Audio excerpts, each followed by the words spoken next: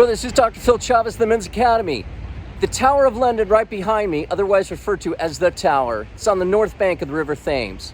It's known mainly as a 900-year-old castle and fortress, but especially known now for housing the crown jewels. Today, the Tower of London is one of the most famous castles in the world, and is now a World Heritage Site, attracting more than 2 million visitors a year.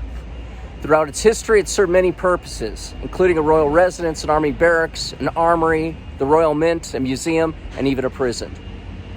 As many famous and infamous persons have been incarcerated within it. Now, William the Conqueror created the first fortifications of this building after the conquest of London in 1066 AD.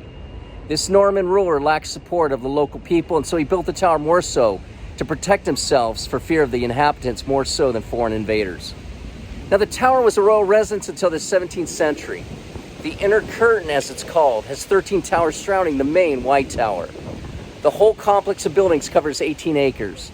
Now, the armories now occupy the White Tower and include the house arms and armor from the early Middle Ages to modern times. Today, the crown jewels are among the most popular attractions at the Tower of London. The jewels include the crowns worn by the monarch at coronation and the opening of Parliament.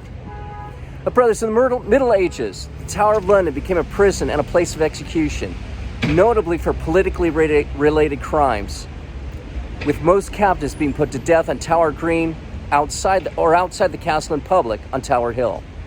Two of Henry VIII's wives, Anne Boleyn and Catherine Howard, were both imprisoned and later executed here. Henry VIII had a number of dissenting clergymen committed to the tower and later martyred, including his former counselor, the well-known St. Thomas More. Some priests were also tortured here, including John Gerard, a Jesuit, who was imprisoned in 1594 during a time of severe religious persecution.